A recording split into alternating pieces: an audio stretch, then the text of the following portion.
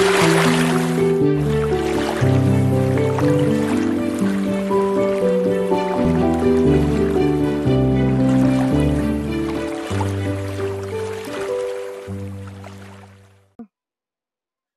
বন্ধুরা, welcome to another episode of Rahul's world. আজকে এই ভিডিওতে কথা বলতে চলেছি গোল্ডফিশের একটি অন্যতম ব্রিডিং প্রসিডিওর নিয়ে। এর আগে আমি গোল্ডফিশের ন্যাচারাল ব্রিডিং প্রসিডিওর নিয়ে কথা বলেছিলাম, যেখানে স্বাভাবিকভাবে গোল্ডফিশ কীভাবে ব্রিড করে, কীভাবে আমরা বাড়িতে সেভাবে ব্রিড করাতে পারি সেটা নিয়ে আমরা বলেছিলাম। আজকে কথা বলবো গোল্ডফিশকে আমরা খানিকটা হলেও এটা আর্টিফিশিয়াল তো বটেই, হ্যান্ড ব্রিড কীভাবে করব। হ্যান্ড ব্রিড কি, এবং এছাড়াও একটা ব্রিড হয় ইনজেকশন ব্রিডিং বা আর্টিফিশিয়ালি ইনজেকশন করে ব্রিড করানো, সেই জিনিসটাও নিয়ে একটু কথা বলবো। আগে ইনজেকশন নিয়ে কথাটা বলে নিই, তারপর আমরা মেন টপিকে ঢুকে যাব। ইনজেকশন নিয়ে যে কথাটা হচ্ছে সেটা হচ্ছে যে আর্টিফিশিয়ালি ব্রিডিংটা কীভাবে করা হয়। প্রথম হচ্ছে কোনো একটা গোল্ডফিশের ব্রেনের মাথায় পিটুইটারি বলে একটা পার্ট হয়, পিটুইটারি ব্রেনের একটা অংশ, সেটাকে বের করা হয়। সেটাকে খুব সহজ ভাষায় বলতে গেলে সেটাকে থিতে ভালো করে সেন্ট্রিফিউজ করে সেখান থেকে সিরামটাকে আলাদা করে সেটাকে পিউরিফাই করা হয়। সেই পিউরিফাই করার পর সেটাকে একটা কোনো ফিমেল মাছের মধ্যে যখনই ইনজেক্ট করা হয়, তখনই কি হবে, মাছ ডিম পাড়তে শুরু করবে।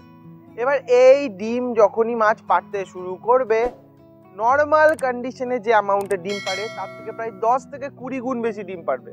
তো তাতে কি হয়, এখানে বাচ্চাটা পাওয়া যাবে, একটা অ্যামাউন্টের বাচ্চা পাওয়া যাবে।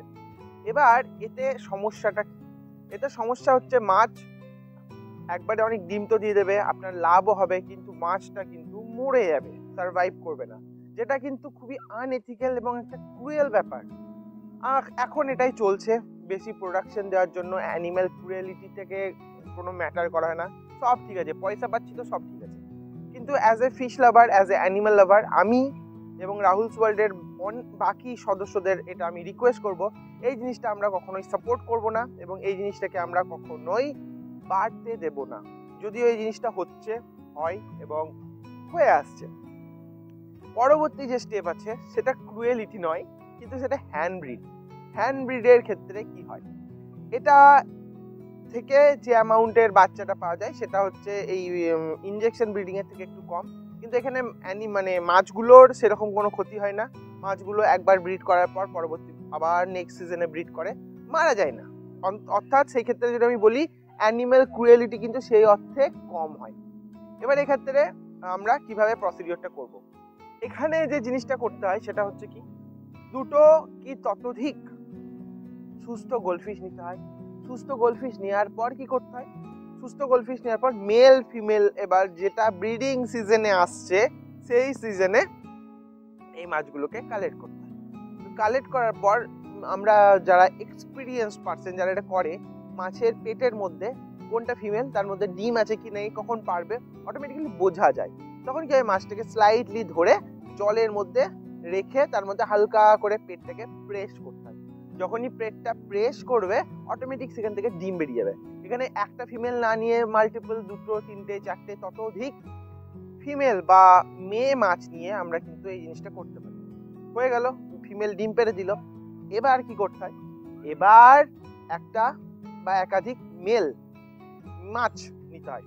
পুরুষ মাছ নিয়ে তাদেরও সেম স্পামটাকে সেখান থেকে কালেক্ট করে, একটা সাদা হোয়াইট স্পাম বেরোয়, সেটাকে কালেক্ট করে জলের মধ্যে ফেলে দিতে হয় এবং সেটাকে একটু শেক করে দিতে হয়। যখনই এই জিনিসটা করলো, কি হলো, স্পামগুলো জলের মধ্যে চলে গেল। এবার ওখানে কি করলো, ওভামের সাথে অর্থাৎ এগের সাথে গিয়ে কি করবে, সে ফার্টিলাইজ করবে। একটা টাইম পিরিয়ড আছে, 5 দিন, 3 দিন, 2 দিন, যেমন মাছ। সেক্ষেত্রে কি হয়, তাদের এবার সেখান থেকে ছোট ছোট ফ্রাই বেরোবে। এই ফ্রাইগুলোকে এবার পরবর্তী প্রসেসে কিন্তু আমাদেরকে এবার তাদেরকে কেয়ার করতে হয়। এবার এখানে কি কি জিনিস মেনটেন করতে হয় সেটা বলবো।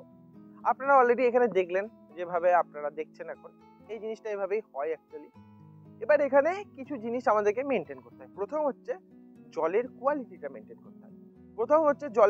এখানে RO, reverse osmosis water use করলে সব থেকে ভালো হয়। সেখানে পিএইচটা কন্ট্রোল থাকে, TDS কন্ট্রোল থাকে, মাছের বাচ্চা হ্যাচ করতে অসুবিধা হয় না, মাছের বাচ্চাগুলো ইজিলি হ্যাচ করে এবং জলের পিএইচের যেহেতু তারতম্য নেই, ডিম ফুটতে সমস্যা হয় না। পরবর্তী হচ্ছে যখনই আমরা এই আরও ওয়াটার বা স্পেশাল কাইন্ড অফ ওয়াটার এই টাইপের জল ইউজ করি, সেক্ষেত্রে জল লাইট হয় সে অর্থে, কারণ এর মধ্যে হেভি মেটালস থাকে না, এর মধ্যে হেভি পার্টিকেলস থাকে না, তো জল সে অর্থে বলা যেতে পারে একটু লাইট হয়। তো লাইট জল এক্ষেত্রে কিন্তু মাছের জন্য বেটার হয়। আর একটা কি, মাছ ডিম ফুটে গেল, বড় হচ্ছে হালকা হালকা, যখন ফ্রাই হচ্ছে আমরা এবার তারপর থেকে খাবার দিতে শুরু করব। এবার ডিম যখন ফুটে গেল বা তার আগে ডিম ফুটছে, সেই টাইমে আমাদের একটা জিনিস করতে হবে। প্রথম জায়গাটা কতটা বড় নিতে হবে সেটাও একটু বলে রাখি। এক্ষেত্রে 10 থেকে 30 লিটার কি তার বেশি হলে সব থেকে ভালো হয়। 10 লিটারে করাটা আমার মনে হয় একটু রিস্ক হয়, 10 লিটার যথেষ্ট রিস্ক হবে। সেই জন্য বড় চৌবাচ্চায় যদি এই গাছটা করা যেতে পারে সব থেকে ভালো হয়। কোন সিজনে করা যেতে পারে এই জিনিসটা আমি প্রেফার করব গরমকালে করা। শীতকালেও হয়, কিন্তু শীতকালে টাইমটা বেশি লাগে, শীতকালে ফাঙ্গাল ইনফেকশন হওয়ার চান্স কিন্তু বেশি থাকে। সেই জন্য আমি প্রেফার করব এটা শীতকালে না করে গ্রীষ্মকালে করা। এবার যেই ট্যাঙ্কটাকে আমরা এই ব্রিডিংটা করাবো, সেই ট্যাঙ্কে কিন্তু আমাদের যে জিনিসটা করতে হবে সেটা হচ্ছে কি, KMN4 দিয়ে ভালো করে ওয়াশ করে নিতে হবে। তারপরে সেখানে আরও ওয়াটার দিলাম, বা আমরা যে ওয়াটার নর্মাল ইউজ করি সেটাও দিতে পারি, কিন্তু সেটা একটু পুরনো জল দিতে হবে, যাতে প্রেসিপিটেট হেভি মেটালস হলে সেটা প্রেসিপিটেট করে যাবে, সেটাকে আমরা ইউজ করতে পারি। তো সেই ইউজ করার পর এবার এই প্রসেসটা আমরা এখানে কন্ডাক্ট করলে আমাদের দেখা যায় কি গোল্ডফিশের ফ্রাই আমরা পেয়ে যাব। এবার যখনই আমরা এখানে হ্যাচ করছি, যেহেতু অলরেডি এখানে হ্যাচ করানোর জন্য বা ডিম পাড়ানোর জন্য মাছকে আগে থেকে আমরা রেখে দিতে হচ্ছে না, তো অটোমেটিক ডিম ছাড়িয়ে দিয়েছি, মাছের বাচ্চা বা ডিম সাথে ওরা ফার্টিলাইজ হয়ে যাচ্ছে। এদিকে আমরা যে মেল ফিমেল বা অ্যাডাল্ট যেগুলো, সেগুলোকে আমরা তুলে আলাদা জায়গায় তাদেরকে এবার প্রপারলি নিয়ে গিয়ে ভালো খাবার দিচ্ছি, এরকম হচ্ছে। এবার হ্যাচ ফ্যাচ করে যাওয়ার পর 2 থেকে 3 দিন পর তাদেরকে খাবার দিতে হয় অ্যাজ ইউজুয়াল, আপনারা সবাই বেশি জানেন। এক্ষেত্রে কি খাবার দিতে হয়, এক্ষেত্রে ডাফনিয়া, তারপর হচ্ছে আপনার ছোট শুকনো গুঁড়ো খাবার আমরা দিতে পারি, তাছাড়াও এটা ইনফোসরিয়া দিতে পারি, প্যারামিসিয়াম খাবারগুলো দিতে পারি। এগুলো খাওয়ালে গোল্ডফিশ একটু তাড়াতাড়ি কিন্তু বড় হয়। 2 থেকে 3 সপ্তাহ পর থেকে আমরা ছোট দানাকে গুঁড়ো করে, দানা খাবার যেগুলো সেগুলো গুঁড়ো করে আমরা কিন্তু শিফট করে দিতে পারি, কারণ গোল্ডফিশ খুব তাড়াতাড়ি বড় হয় এবং খুব ভালো খায়। জলের মধ্যে সবসময় যেটা করতে হবে, ভালো কোয়ালিটির পাম্প প্রোভাইড করে রাখতে হবে। জলের মধ্যে এয়ার ফ্লো যেন সবসময় হয়, তো এয়ার স্টোন দিয়ে এবং প্রপারলি ফিল্ট্রেশনটাও দরকার হয়। তার কারণ হচ্ছে আমরা যেহেতু জলটা ইউজ করছি সেখানে নাইট্রাইট তৈরি হওয়ার টেন্ডেন্সি অনেক বেড়ে যায়, সেই জন্য আমাদের জলের ফিল্ট্রেশনটাও একটু ঠিকঠাক করে রাখা উচিত। এক্ষেত্রে স্পঞ্জ ফিল্টারই সব থেকে ভালো কাজ করে, টপ ফিল্টার দেওয়া যেতে পারে বড় জায়গার মধ্যে, সেটাও খারাপ কাজ করে না, সেটাও ইউজ করা যেতে পারে হেভি পার্টিকেলস গুলোকে, তারপর এগুলোকে মানে রিমুভ করার জন্য। তো এই জিনিসটা করা যেতে পারে।